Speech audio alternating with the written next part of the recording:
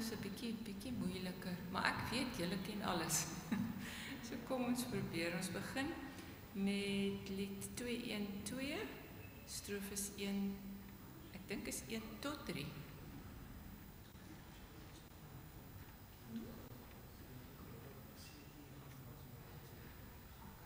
'n wit Toyota Corolla, ek het julle gesê, vrouens kan net, moenie my vra wat was die registrasienommer nie, maar sy ligte is aan. Wit Toyota Corolla. Dankie.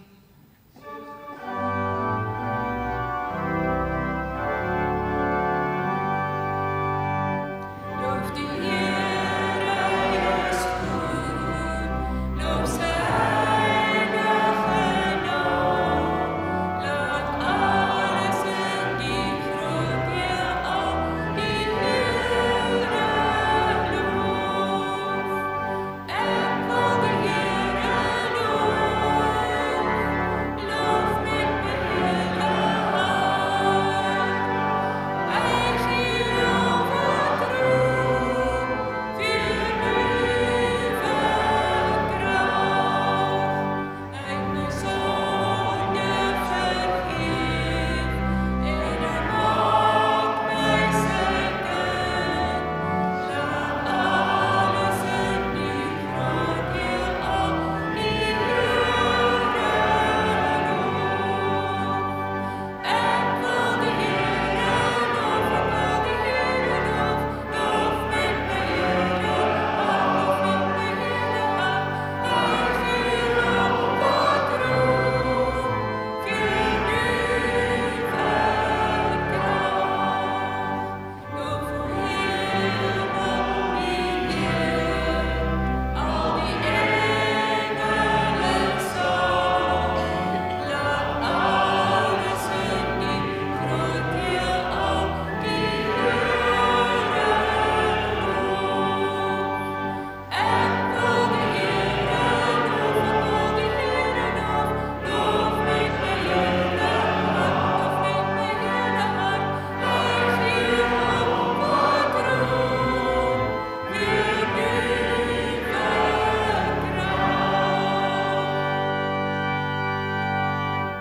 Kom ons probeer die volgende een. Hy pas vir my so verskriklik mooi by die Pinkster. Dit is wind kan jy nie sien nie, né? Die gees is mos soos wind wat mens nie kan sien nie. So dit is lied 443, strofes 1 tot 5. Kom ons probeer.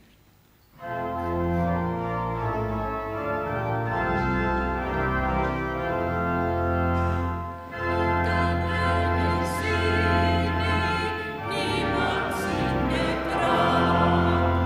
Maar wanneer ons luister, hoor ons hoe diep mag. Wie kan God sy gees sien? Niemand kan hom sien. Maar wanneer ons luister, leer ons hom dien. Wie kan soveel doen, dit dryf die wolke heen. Dit beweeg die see, dit bring brand die reën. God se gees doen soveel, leer ons God vertrou. Leer ons om te luister en om te hou.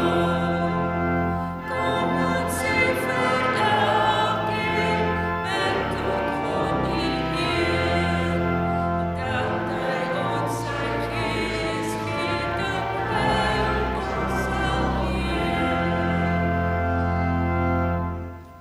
Die volgende lied 449, Halleluja, ons loof U Heer, strofes 1 tot 3.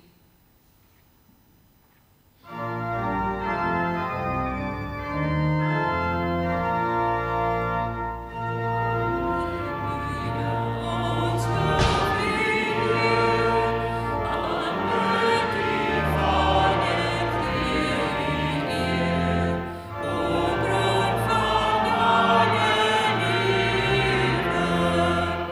Ons roem in U barmhartigheid.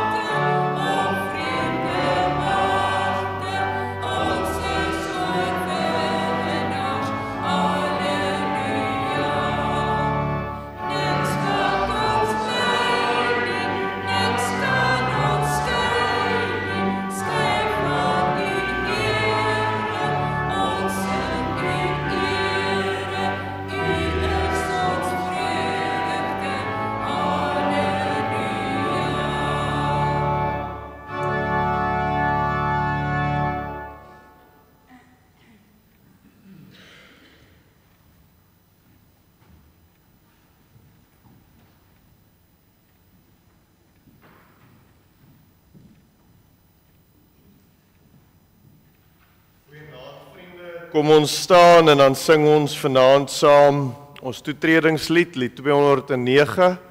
Ons sing vers 1 en vers 2.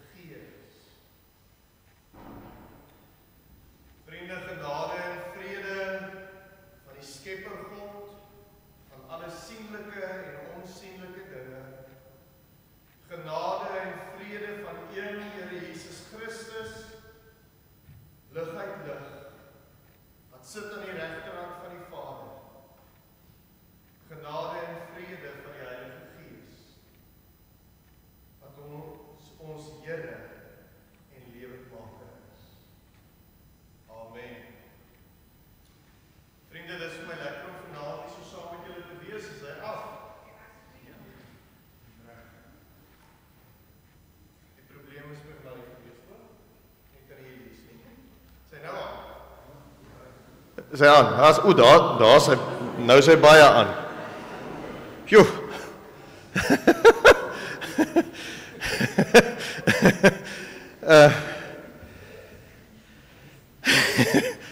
Net so 'n bietjie geskrik. Dit is my lekker om vanaand weer hier so saam met julle te wees en verder te kan dink oor Nisea. Nisea 1700 jaar terug, waar die kerk bely wat ons glo. En vanaand gaan ons verder, vanaand gaan ons die volgende gedeelte, ek lees vir julle die laaste gedeelte van die belydenis van Nisea, die gedeelte wat oor die Heilige Gees gaan, en in die Heilige Gees die Heer en lewendmaker, wat van die Vader en die Seun uitgaan, wat saam met die Vader en die Seun aanbid en verheerlik moet word, wat gespreek het deur die heilige profete. Ons glo aan een heilige algemene kerk, gegrond op die leer van die apostels. Ons bely een doop tot vergifnis van sondes, ons verwag die opstanding van die ontslapenes en die lewe van die toekomstige eeu. Vanaand gaan ons verder en ons gaan bietjie nadink oor die gedeelte wat sê ons glo in een heilige algemene kerk, Wat dit beteken, wil jy het gisteraand so vinnig geraak en na die volgende sin gegrond op die leer van die apostels, dat dit wat ons ontvang het, dit wat ons geleer is, in die woord van die Here, deur die profete, deur die apostels, die evangelie. Vanaand gaan ons bietjie daaroor dink, wat beteken dit, as ons sê ons glo in een heilige algemene kerk? Voordat ons dit gaan doen, kom ons staan en dan sing ons saam lied 438, ek dink dat ons het hom vroeër die week ook gesing, verse 1 en vers 2.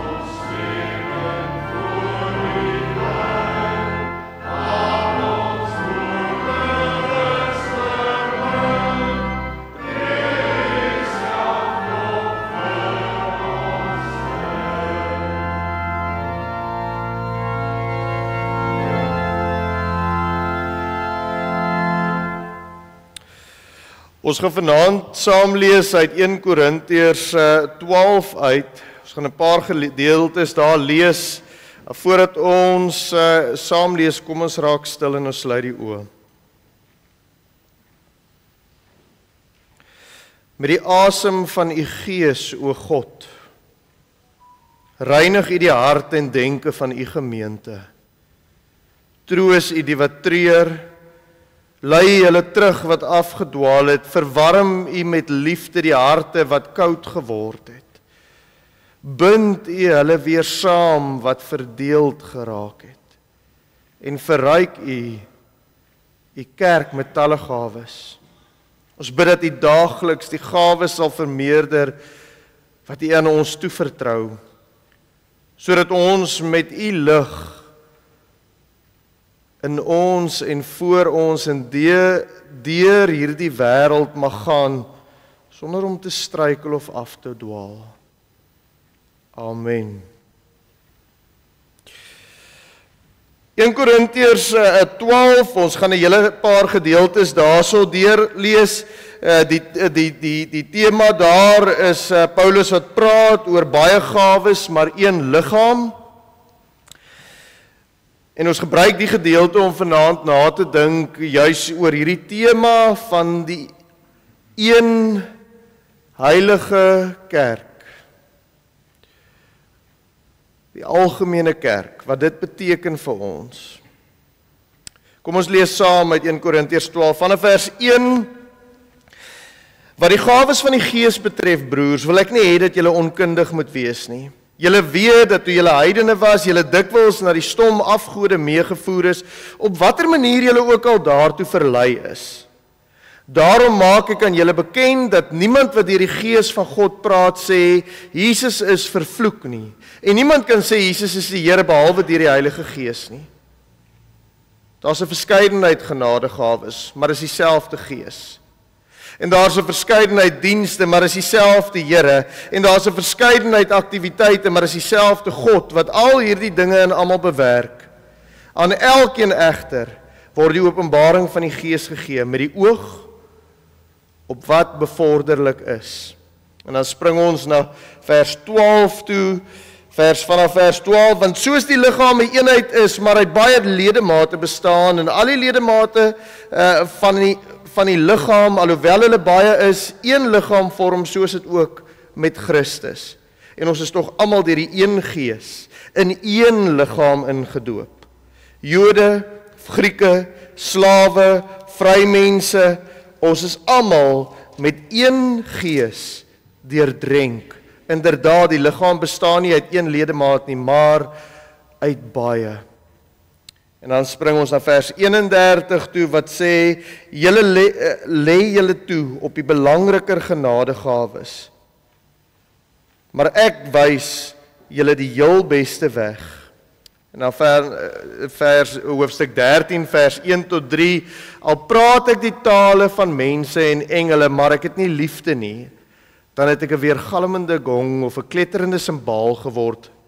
En al profeteer ek en begryp ek alle geheime en besit ek alle kennis, en al het ek al die geloof om berge te versit, maar ek het nie liefde nie, is ek niks. Al deel ek al my besittings uit en gee ek my liggaam oor, sodat ek my daarop kan beroem, maar ek het nie die liefde nie, baat dit my niks.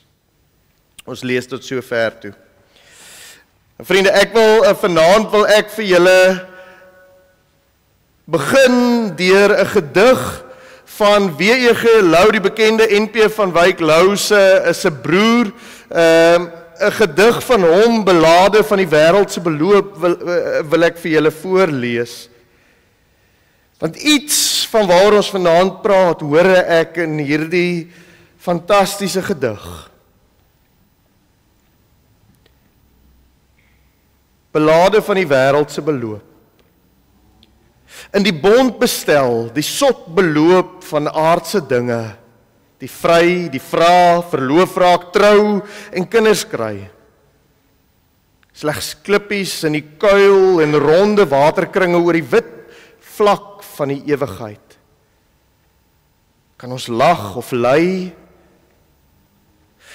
Maar ons almal soek en vra aldeur teen wil en dank 'n sekerheid. 'n huis, paleis, pondok of varkhok. In die ja-woord en die roggel klink te gelyk die klank van pitte in die beurs of broekse sak.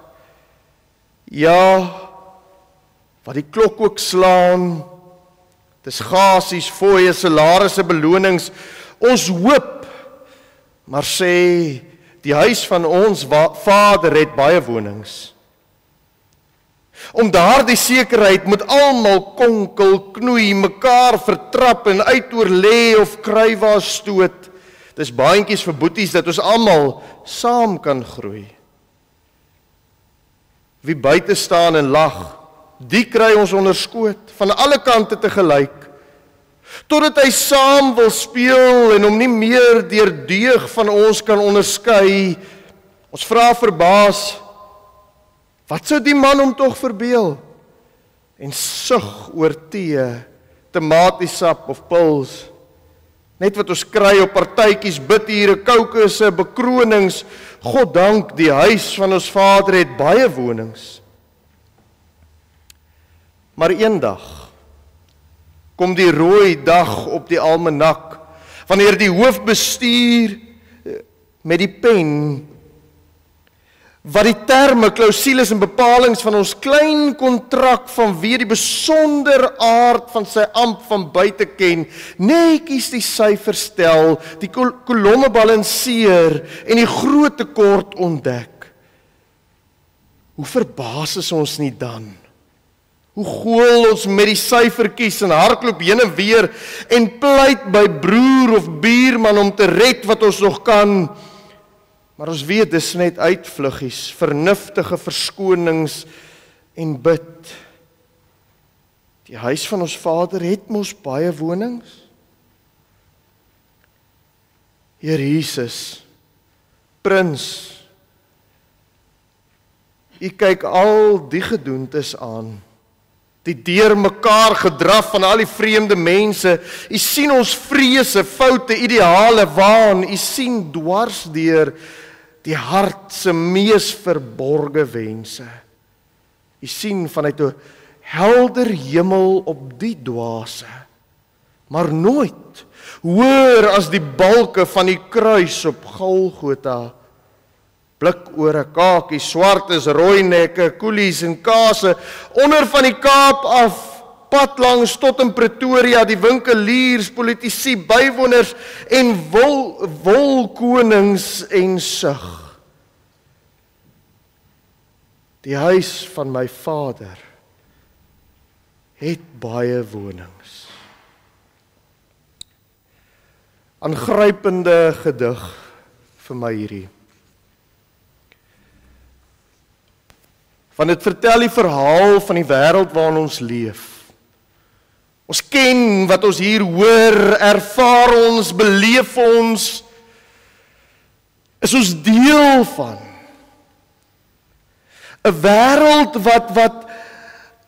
wat ons verhoudings, wat ons bestaansdoel verstaan in terme van wins en belang. Ons hoor hier in sy gedig iets oor die menslike soeke na sekerheid. Maar altyd op 'n manier wat wil beheer hê, wat wil beheer hou en ander gebruik om hierdie sekerheid te kry. Ons hoor iets van 'n wêreld wat met konkel, knoei en krywaas stoot. Ons eie belang soek. Dis een van twee goed in hierdie wêreld vir my. Jy's of bruikbaar of jy's irrelevant. Gemeenskap word nie gebou nie. Dit word gekoop. Dit word gekontroleer, dit word vervang soos wat ons nodig vind. En midde in hierdie wêreld hoor ons hierdie klaagstem in louse gedig van 'n wêreld vol van doodsheid. 'n wêreld vol van isolasie, vervreemding en vyandskap. Hierdie wêreld van mense wat rondom mekaar beweeg, wat besig is om met mekaar te werk, heen en weer om hulle belange te probeer beskerm, maar eintlik is al ons alleen.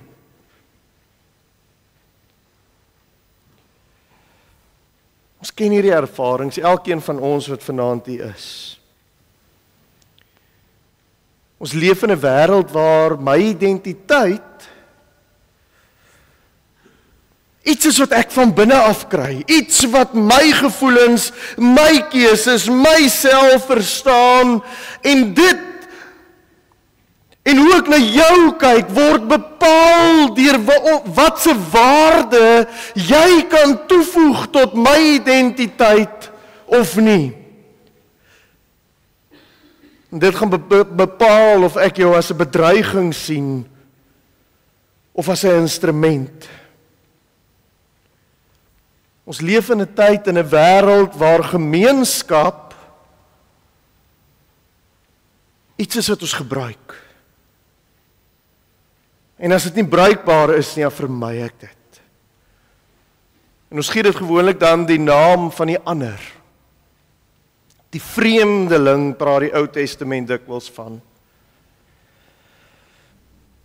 Dis die wêreldse standaard, my waarheid, my behoefte, my identiteit.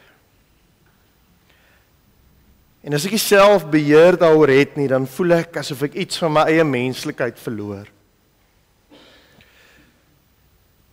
Selfs in die kerk stoei ons baie meer daarmee as wat ons graag aan onsself wil erken. Hoe eenders gemeentes en kerke lyk, denominasies lyk. Hoe maklik ons van mekaar af wegstap, omdat ek nou nie meer hou van hoe en wat jy doen, of hoe jy dit sê, dat dit nie lekker genoeg klink nie, dat dit nie my ervaring genoeg stimuleer nie, daarom stap ek weg, want jy is nie 'n wins meer vir my identiteit nie.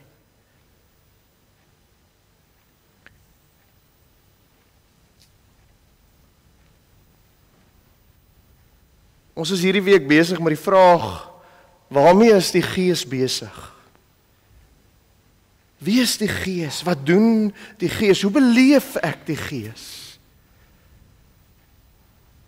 Gaan kyk 'n bietjie reg oor die wêreld, gaan kyk op YouTube, gaan kyk op die TV-kanale wat eredienste uitsaai, gaan lees boeke, waarna soek ons wanneer ons besig is om oor die Gees te praat. Ons is soek na 'n ervaring vir my.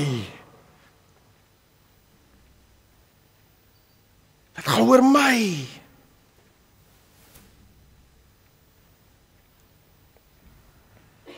Nesea getuig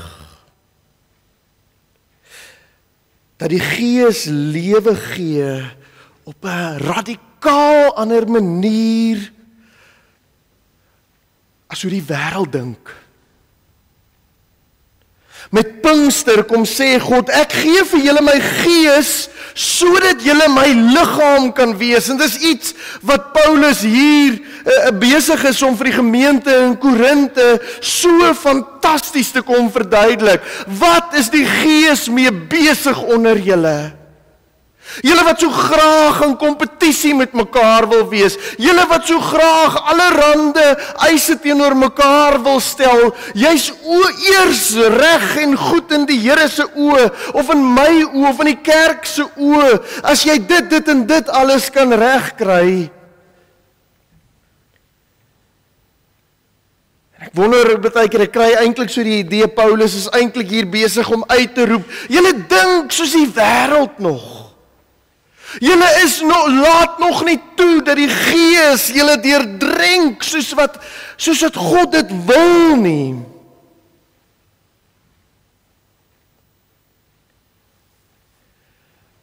In 1 Korintiërs 12 kom wys Paulus vir ons presies dit wat Nesea vir ons wil kom sê. Waarmee is die Gees besig? Hoe ervaar ek die Gees? Die Gees is besig om die kerk te bou. Die Gees vorm die liggaam, die gemeenskap. Die Gees gee verskillende gawes, sê Paulus, nie om individuele ervarings te hê en te roem daarop nie, maar om die liggaam op te bou. Die Gees vorm nie net vir my as gelowige nie, maar die Gees vorm die kerk van die Here, die liggaam van Christus. Die Gees kom gee lewe in 'n wêreld van vertrapping en doodsheid waarvan Willie gepraat het eergisteraand. Is dit gisteraand? Nou kan ek nie onthou watter een nie. Toe hy oor Esegiel gepraat het. In 'n wêreld vol van doodsheid kom skep die Gees 'n nuwe werklikheid van lewe. Deur sy kerk, deur sy liggaam, 'n liggaam wat anders lyk en doen en leef as die wêreld rondom ons. Dis 'n bestaanswyse eintlik wat die wêreld nie ken nie. En binne in hierdie liggaam is almal welkom. Is almal nodig. Is niemand vervangbaar nie.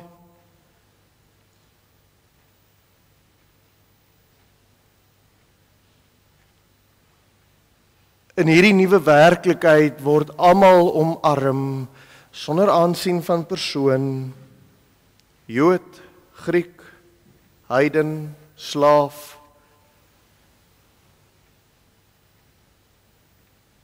Paulus beskryf 'n gemeenskap waarin die een nie kan sê ek het jou nie nodig vir die ander nie. Want my menswees, my ware menswees, my ware identiteit is nie los van jou nie. Dis 'n skerp kontras met die wêreld wat Lou se gedig vir my so raak kom beskryf. Waarin almal mekaar vertrap om plek te maak vir hulle self en godsdiens eintlik maar net 'n gebruik is of 'n nagedagtenis selfs dikwels.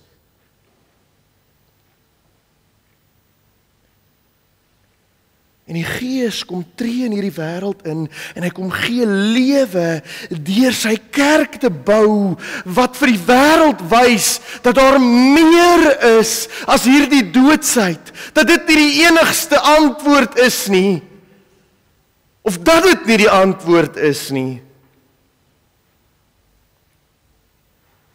'n nuwe wyse van mens wees, 'n ruimte van omgee en liefde, lewe, waardering, geborgenheid, al die gawes wat vir ons in die Bybel geleer word oor wat die Gees kom doen. Gemeenskap, die Bybel praat van koinonia. Hierdie gemeenskap wat ons in ingetrek word, hierdie nuwe gemeenskap. Hierdie vreemde gemeenskap wat nie noodwendig mense is wat volgens die wêreldse standaarde noodwendig by mekaar sou wou wees nie. En ek dink dis hoekom Nisea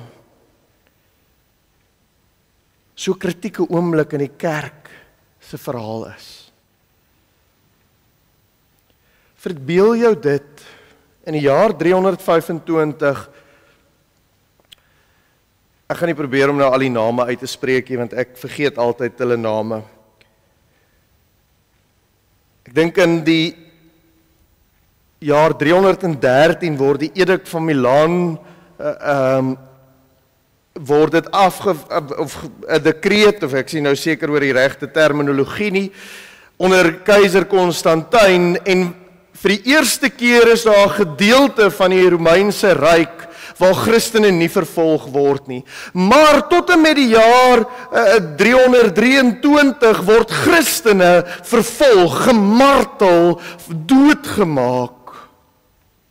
En in die jaar 323 verower keiser Konstantin sy opponent en hy raak die enigste keiser van die hele Romeinse ryk. En ewe skielik oornag gaan Christene, van mense wat vervolg is, mense wat gemartel is, mense wat gelei het, en hulle word ewe skielik 'n staatsinstansie, stemme van gesag. Mens kan nou nog baie oor Konstantin praat, oor presies wat sy doel was en hoe opreg sy eie geloof was en wat hy daarmee wou bereik, maar Konstantin gebruik in 'n sekere sin, gebruik hy die kerk om ook 'n mate van stabiliteit in die Romeinse ryk te probeer bewerkstellig. En daarom het hy nodig dat daar eensgesindheid in die kerk is, en terwyl die kerk vir soveel jare eintlik maar net een ding gedoen het, is hulle het net probeer oorleef. Hulle het net probeer getrou bly aan die getuienis van die opgestane Here Jesus Christus. En nou ewe skielik, nou dat hulle nie meer vervolg word nie, binne baie gou begin die kerk, soos wat ons graag doen en goed doen, begin die kerk onderling verskil van mekaar en aan die beklei raak.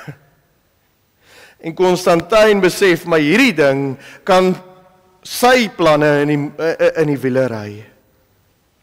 En vir die eerste keer in die geskiedenis van die mensdom kom die kerk by mekaar. Konstantin vra vir die kerk om oor die goddelikheid van Jesus klarigheid te kry, omdat Arius beweer dat Christus nie waarlik God is nie.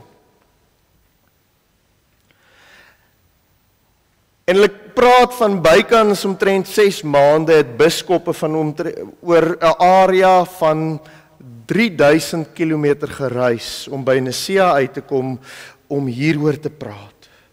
Meer as 300 biskoppe. Die kerk wat tot kort van tevore die kerk vir armes, verstotenis, En ewe skielik is dit die kerk van die staat. Ons stoei tot vandag toe hiermee in die kerk. Status, hiërargie, eie belang, word die deure oopgedruk, ook in die kerk. Maar dit is die wonder van die Gees wat lewe gee. Deur die eeue, deur gebroke mense, wat soms soog onder versoekings, wat soms harder na hulle eie stem luister, as na die stem van die Here, ten spyte van versoekings, gebruik die Here deur die eeue mense, gebroke mense, feilbare mense, gebruik die Here en steeds bou die Gees sy kerk en so raak Nisea ook deur die eeue getuienis van die waarheid van God. Die waarheid van die Here wat anders is. En Nisea in die jaar 325 roep uit vir die wêreld, Jesus is Here. Hoe aangrypend is dit? In 'n oomblik wat die keiser, wat die wêreld, waar raak gesien word, waar die kerk vir die eerste keer raak gesien word, en ewe skielik in hierdie magsposisie staan, is dit die getuienis van die kerk. Jesus is Here. Die gedeelte wat ons hierdie week by vas gestaan het oor die Heilige Gees, dis later in Konstantinopel, wat nou Istanbul is, is dit in 381 bygevoeg. 'n Getuienis teen 'n wêreld wat mag en invloed as die hoogste gesag en die hoogste waarde reken. En gemeenskap slegs in terme hiervan ag.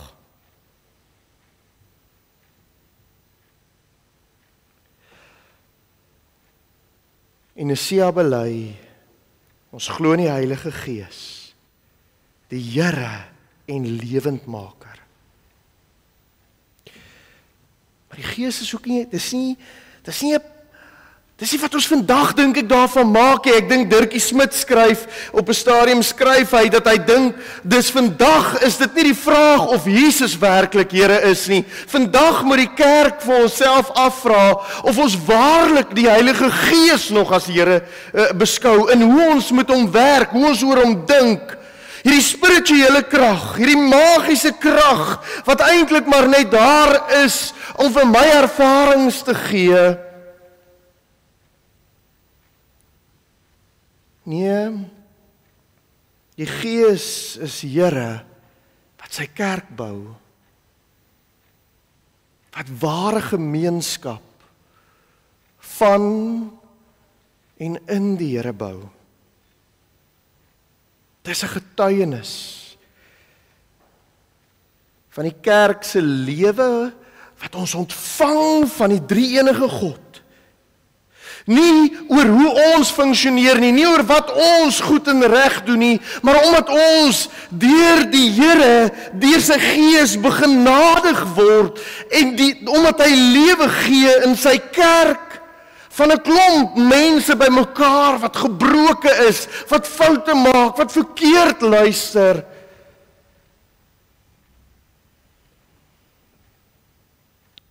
Wanneer Jesus in Johannes 17 vir sy disippels bid, is dit juis hiervoor wat hy bid. Reg voor sy kruisiging. Hy bid nie vir hulle dat dit met hulle sal goed gaan en dat dit hulle gemaklik sal wees nie. Hy bid vir hulle dat hulle almal een mag wees, net soos U Vader in my is en ek in U. Hy bid nie dat hulle 'n funksionele span sal wees wat maar net almal eenders dink nie. Tot vandag toe sukkel ons om dit reg te kry in die kerk. Ons maak die kerk 'n plek van eenders denkendes. Dis nie waarvoor hy bid nie, hy bid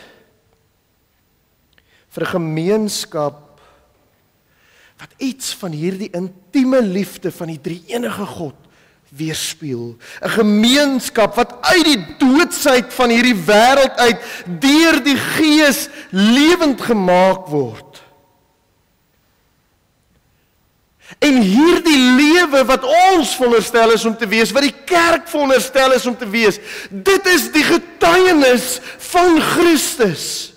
Hoe getuig ons van die Here? Nie deur te gaan uitbeklei wie werklik nou die volle waarheid begryp oor hierdie of daardie leerstellige ding nie. Dis nie ons getuienis nie, ons getuienis antwoord Christus self. Leef julle deur my gees die lewe en liefde en omgee en geborgenheid hier onder mekaar uit. Wat ek vir julle kom leef het.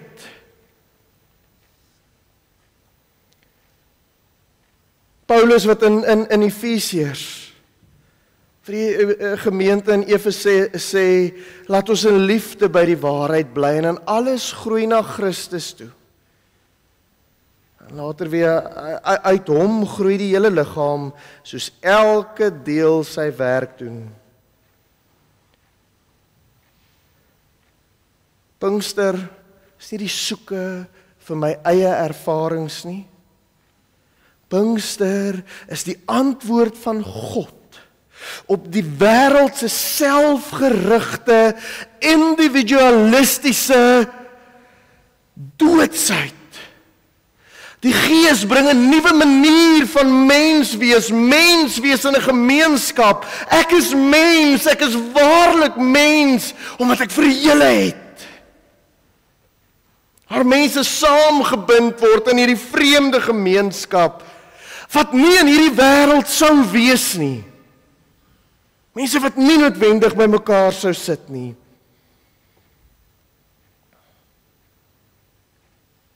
Ons is die liggaam van Christus, gevorm deur God, vir mekaar. Ons, die kerk, is God se reaksie op die doodsheid van hierdie wêreld.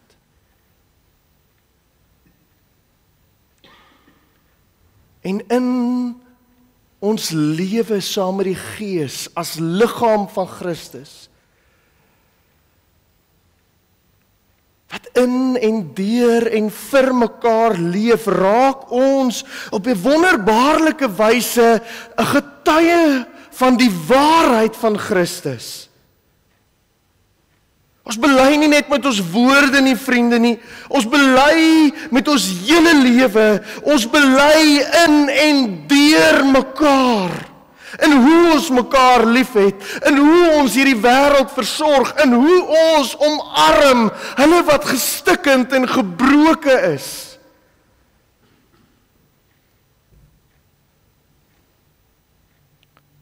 Ek dink in 'n wêreld waar mense rondloop en eintlik maar sê, my God is maar my God, net vir my.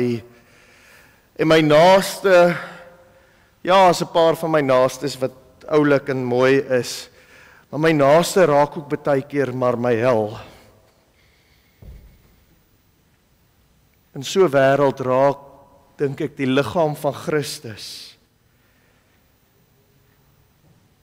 Die liggaam wat sê, God is naby. God is in sy kerk, in sy liggaam. En in Christus is my naaste, sonder aansien van persoon, my broer, my suster. Ons sien deur die Gees in mekaar 'n weerkaatsing van die hemel. En ek wil afsluit daarom, vriende, bely ons nie triomfantlik nie, maar nederig, vasberade, pleitend omdat ons weet dat dit wat ons hier hoor, dit wat ons bely, ons kry dit dikwels nie reg nie, dalk meeste van die tyd. Sukkel ons hiermee, sukkel ons om waarlik hierdie liggaam te wees deur die Gees wat Here is en lewend maak. Daarom pleit ons wanneer ons bely. Ek glo in die Heilige Gees. Ek glo in een heilige, algemene en apostoliese kerk.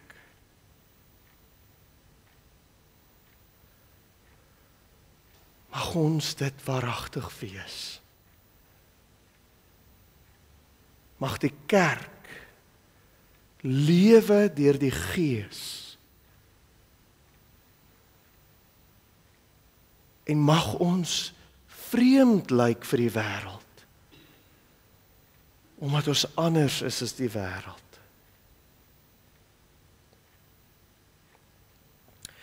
Ek wil weer geleentheid gee vir stil gebed. Ek wil vir julle vra om dit wat ons vanaand oordink het, om bietjie daaroor met die Here te gesels. Hoe is ek deel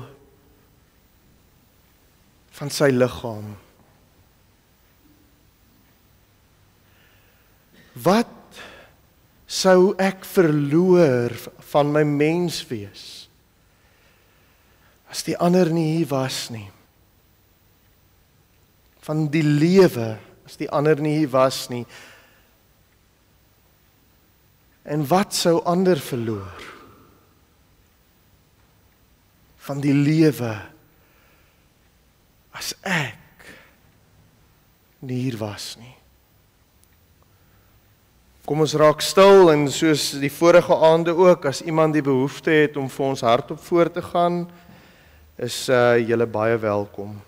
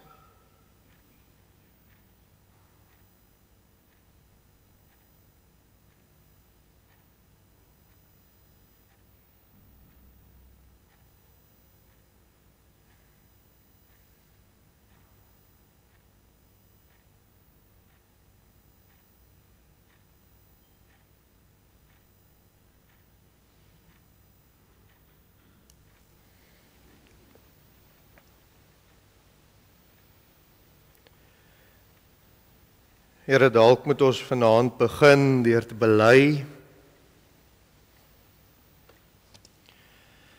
dat ons oor u kerk, oor u liggaam, dikwels maar ook soos die wêreld dink. Oor my ervaring. Ander is daar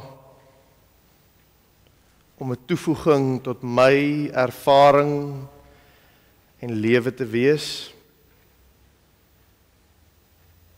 En ek het nie dieselfde plig nie.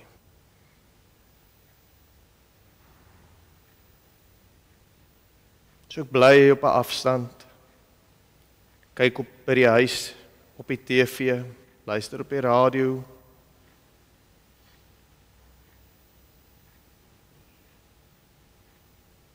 Nooit laat ek toe dat u stem deurdring tot my hart. Dat ek deel is van u liggaam. Dat u my wil gebruik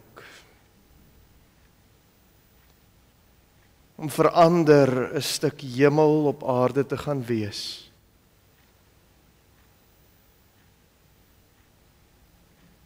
Om lewe te gee.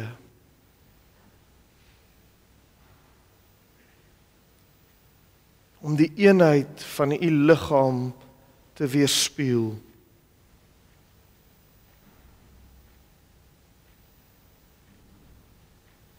Mag ons die waagmoed hê, Here, om in hierdie wêreld die vreemde,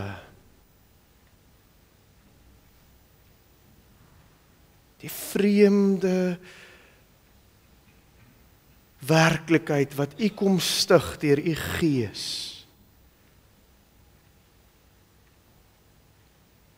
mag ons die waagmoed hê om dit te leef. Amen.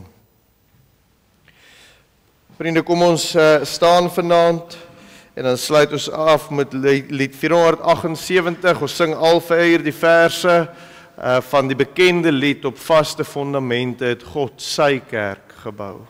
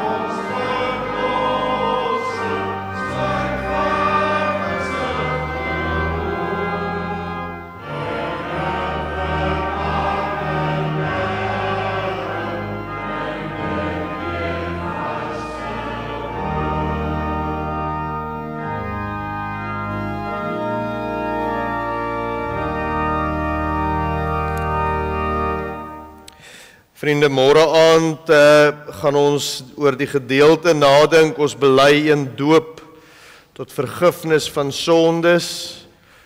Ons praat bietjie oor waar hierdie doodsheid vandaan kom. Julle is almal welkom om saam met ons ook 'n koppie tee te kom drink nou. Ontvang die seën van die Heilige Gees wat die Here is en lewend maak. En weet dat jy deel is van sy liggaam, die liggaam van Christus, geroep is